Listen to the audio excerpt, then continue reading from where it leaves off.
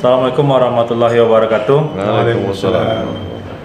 Alhamdulillah, di waktu yang singkat ini kita meminta waktu dari Ustadz Jafatullah, Ustadz Abdul Somad untuk dialog sebentar, karena di sini ada beberapa pertanyaan yang dititipkan kepada kami gitu sana.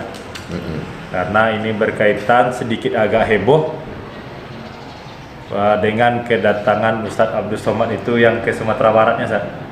Tapi kenapa hanya wilayah di Bukit Tinggi, Ustaz? Nah, itulah isu yang beredar hari ini tuh, Ustaz. Saya jawab. Ya. Kenapa saya datang ke Sumatera Barat hanya ke Bukit Tinggi? Nah, itu isunya, Ustaz. Pertama, saya anggota pembina Yayasan Bukit Tinggi Madani Berbagi. Itu ide untuk membuat yayasan tuh saya punya ide, karena hanya pembagian beras. Saya kenal Haji Herman Sapar beberapa tahun yang lalu waktu Habib Umar bin Hafiz datang ke Jakarta di hotel yang sama. Beliau datang silaturahim. Kemudian saya tanya apa program-program keumatan. Ada bagi-bagi sembako, buat yayasan. Masukkan nama saya di situ. Jadi ketika saya datang ke Bukit Tinggi, ya salah daerah lain, kenapa tak buat yayasan? Saya tak mau datang ceramah pulang, bukan begitu model dakwah saya. Kemudian saya tidak mau masuk ke daerah kalau saya tak kenal daerah itu. Saya mesti ada orang yang saya percaya. Abang ambo, budak ambo, guru ambo, sahabat ambo, Ustaz Dajjal. Kami kenal sejak di Mesir. Amanah, tahu ambo. Bago Dajjal, aman tak? Aman, masuk. Banyak jebakan-jebakan Batman, namun tak berani. Gitu. Tapi kan sekarang tuh yang ketua yayasan tuh kan, Ustaz, Ya. yang Ustaz identikan dengan Herman Safar tadi kan sudah menjadi politikus, Ustaz. Nah, apakah Ustaz tidak merasa seorang Ustadz Abdul Somad itu dimanfaatkan oleh politikus, Ustaz, untuk datang ke Bukit Tinggi itu, Ustaz? Kini bara anggota dewan yang Dake Jambo menjadi calon bupati wali kota yang 2020 mengajak. Jadi ambo tanya, Bapak bisa buat apa untuk keumatan? Kalau ngasih ambo, mereka bingung mau ngasih apa. Iya, Ustaz. Ambo tidak bisa di Bali orang. Silakan yang mau datang jumpa Pak Prabowo, coba tanya. Ambo bosuanya baranya lagi ambo. Tidak ada sepera haram. Dan ambo dikenal mengembalikan pemberian orang. Fortuner ambo pulangkan, CRV ambo pulangkan. Apalagi Innova ambo pulang.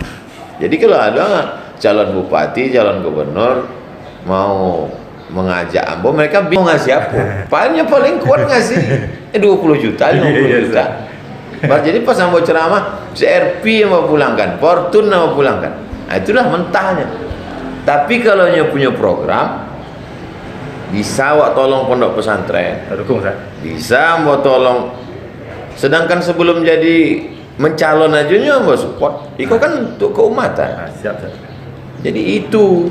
Jadi kalau ada calon-calon itu bingung, kok jawabannya? Nah, jadi kan gitu, Ustaz, isunya itu bahwa diharapkan Ustaz itu tidak memihak, Ustaz. Sekarang Ustaz Abdul Somad sudah memihak Herman Safar. Apakah itu alasan Ustaz tadi itu yang Ustaz sampaikan itu bisa jadi alasan Ustaz, Ustaz?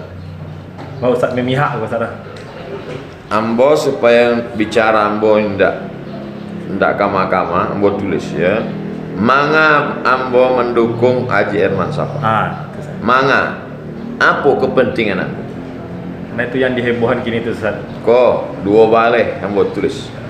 Satu, cawako melibatkan nenek mama alim ulama cadia pandai dalam mengambil keputusan, tetap menjaga filosofi tiga tungku saja. Itu syaratnya. Dua, cawako siap mempertahankan semboyan adat Basandi syarak Basandi kita pulang. Tiga, cawako memperhatikan surau dan semua yang berkaitan dengan surau. Program awak arruju ila surau, kembali ke surau. Kalau ingin membangun Minangkabau, kembali ke surau. Sampai Cawaku siap memasukkan 5 pelajaran, tentu bertahap. Yang ambo sampaikan di ceramah itu, Quran, hadis, akidah, akhlak, bahasa Arab, sejarah Islam, fikih. Siap masukkan itu. Tentu dana. Kalau zakatnya kuat, guru itu kan dari zakat. Maka nanti yang dari Fakultas Usuluddin yang selama ini kok diremeh-temehkan, dianggap fakultas sepi peminat. Awak banyak Usuluddin Bukit Tinggi, Usuluddin di Padang, Usuluddin. Itu bisanya diangkat jadi guru Quran hadis, guru akidah. Yang jadi guru akidah itu anak Usuluddin. Ustaz dapat ide kok dari mana? Ambo tanya mahasiswa Malaysia itu. Wah, kalau pulang ke Malaysia jadi apa? Jadi guru akidah. Sampai awak guru akidah, orang tak ngerti akidah. Itu ini kan tak punya ijazah. Bisa 6 bulan dibuatkan apa sampai dapatnya. Membuka peluang itu. Lalu kemudian Cawaku siap menggiatkan Basnas. Bahas kota ya sana. Kau 5 guru kau diangkat. Guru Quran hadis, guru akidah akhlak, guru bahasa Arab, guru sejarah Islam, guru fikih. Gajinya dari mana? Kalau APBD awak lemah, dari Basnas. Banyak orang kaya, pedagang-pedagang. Cuma itu kan masalah trust, kepercayaan. Kamu pilih, awak gue kan. Kau untuk guru. Cawaku siap memperhatikan kesejahteraan guru mengaji dalam program maghrib mengaji. Kau maghrib mengaji bukan main semua angeknya lah. Pemencetan tombol untuk maghrib mengaji. Guru ngaji tidak dibayar. Guru les matematika bahasa Inggris tinggi. Anak-anak awak supaya tidak buta huruf Quran. Cawaku siap memperhatikan kesejahteraan penggali kubu. Aduh, peduli awak dengan penggali kubu. Barangnya diagih deh orang. Cawaku siap memperhatikan kesejahteraan petugas penyelenggaraan jenazah. Ambu ingat mana waktu keluarga meninggal. Bara kain kapan bara. Itu mesti diperhatikan. Cawaku siap menggiatkan program kajian bersilabus untuk perkantoran. Kau kajian-kajian kantor kau banyak pelengkap penderita saja. Habis pengajian lah selesai. Tapi kalau untuk senam pagi, oh bukan main lah. Dihadirkan kok kajian-kajian kok. Mesti kajian bersilabus 40 tatap muka. Dia apa 40? Sebulan kan sampai kali. 10 bulan sampai 10. Potong libur Ramadan. Potong libur-libur yang lain. Sampai 10 tatap muka masalah akidah. 40 tatap muka baca Quran. 40 tatap muka masalah khilafiyah. Supaya orang tak panik deh itu. Bersilabus kajian awak. Cawaku siap memperhatikan religiusitas keagamaan kalangan milenial. Kau milenial kau lah diserang di LGBT, diserang sekuler, murtad, ateis, tidak beragama, liberal. Nah, kau diperhatikan kau anak-anak muda kau. Selama menemani Cawaku start September hingga Desember, kalau panjang umur Ambo akan didampingi. Ambo tidak mau disabui orang yang tidak beradat. Iko nagari beradat. Ada nenek mamaknya, ada alim ulama. Kalau kecek dajjal tidak masuk. Tidak layak. Kau lah janji ambo. Kawannya ambo dajjal. Pak dulu awak di Mesir. 2 balai terakhir. Nahi mungkar. Amar ma'ruf banyak orang pandai. Nahi mungkar, marilah sholat, marilah puasa. Keluar dia sampai masjid, diskotik, judi, prostitusi. Kalau sanggup nahi mungkar.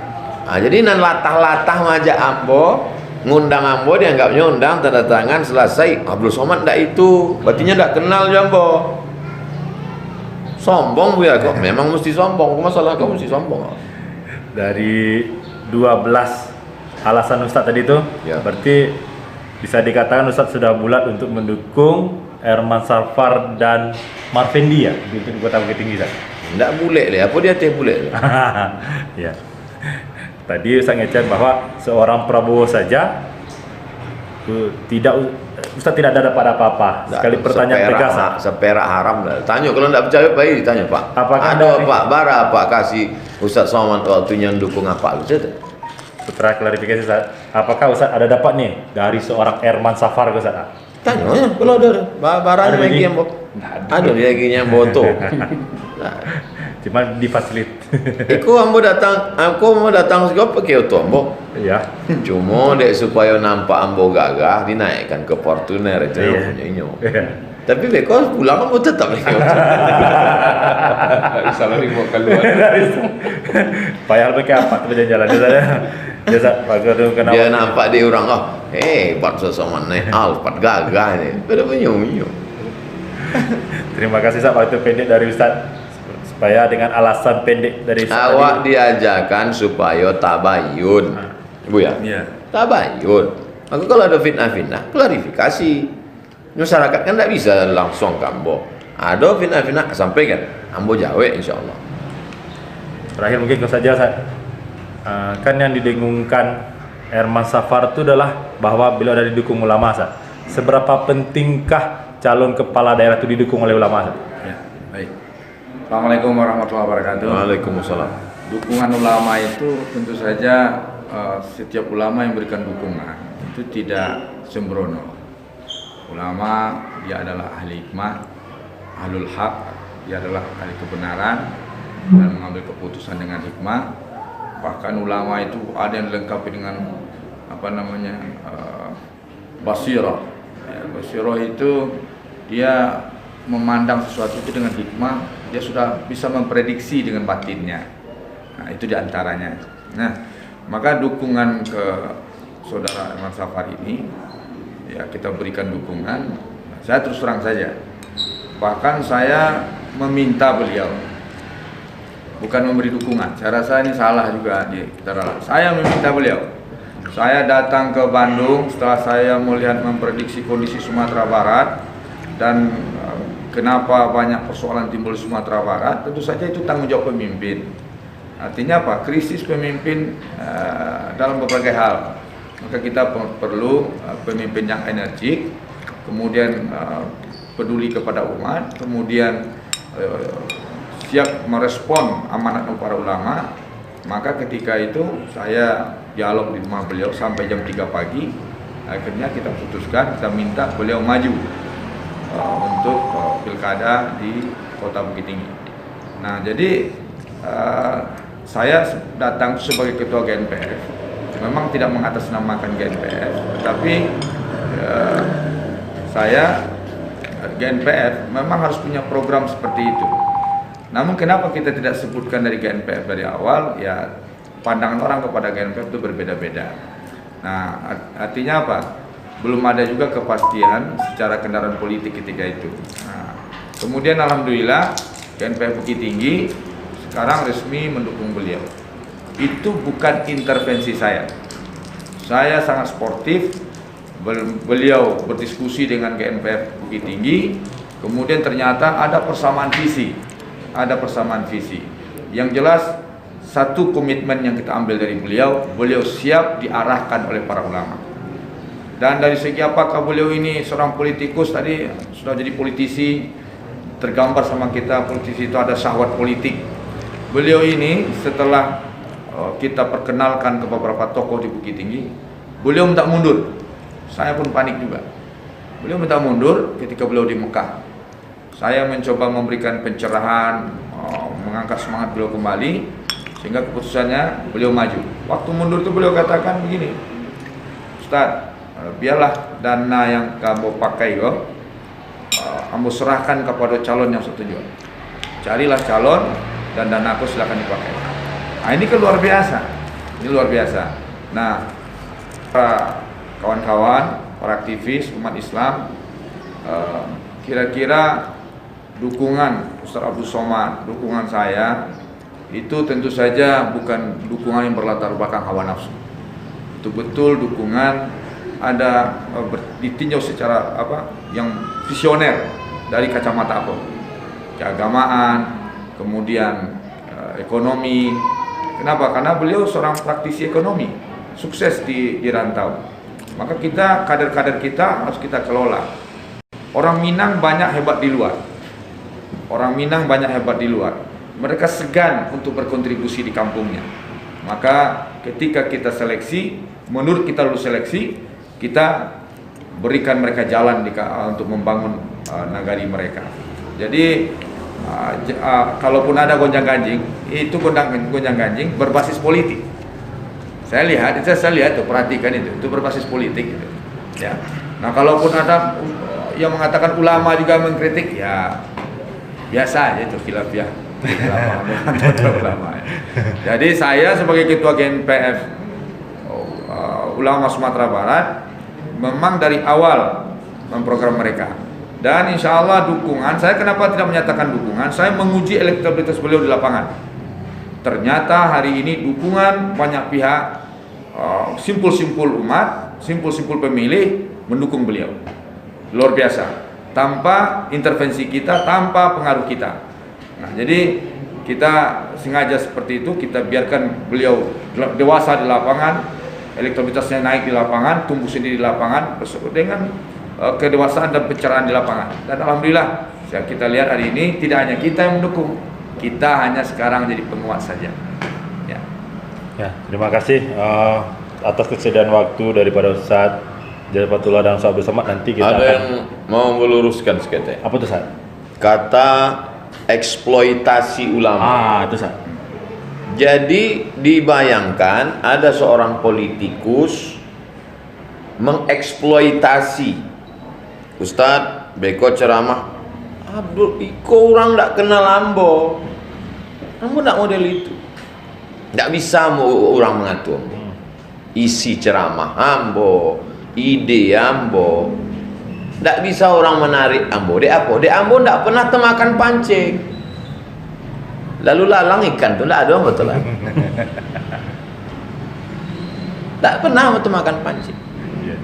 Jadi tak bisa orang datang Haji Herman Sapar batahnya kamu. Kok kronologisnya? Ba'a kalau Ambo mencalon jadi wali kota Bukit Tinggi. Apa KCM bokehnya? Pertama, kuat enggak? Ada seorang wakil gubernur, bisnismen, setelahnya jadi nyengecek kampung. 3, waktu ndak ada lain untuk keluarga. Sabtu Ahad dulu bisa jalan-jalan, kini tamu datang tiap hari. Nang kedua, bisnis berkurang, dek PT lebih banyak habis untuk ikut. Tapi saya cuma dapat satu, apa? Kepuasan batin. Bisa menolong agama dengan kekuasaan. Sanggup ndak hilang 2 dapat cik? Kalau ndak sanggup jangan. Itu mau sampaikan pertama kali. Sanggup ndak? Sanggup. 2, Iko siap menang siap kalah. Kalau menang berarti Allah bagi amanah. Kalau kalah berarti memang menurut ilmu Allah belum, mesti siap. Kalau enggak kau bisa gilo. Yang ketiga, ulama setuju enggak? Ulama setuju. Kau duduklah awak waktu itu dengan Ustadz Al-Mukarram, Ustadz dia di rumah. Ya. Jadi eksploitasi. Ambo bukan ustadz yang diundang tukang baca doa, ya Allah menangkanlah. Itu bukan Abdul Somad. Kenali baik-baik. Sombong bunyinya. Tapi kau mesti dijelaskan. Sebab kata eksploitasi kau mesti dijelaskan. Nah, mesti awak klarifikasi. Ada Ustadz Jel, ada Haji Herman Sapar, pertanyaan-pertanyaan. Begitu juga di masa akan datang. Sebab kau pasti kau akan bulan September, Oktober, November, 3 bulan. 3 bulan efektif. Itu 3 bulan kok panas kok. Kalau tidak ditunda ya, Sadeh. Kalau tidak ditunda. Ambo insya Allah kalau ada apa-apa mau klarifikasi. Siap.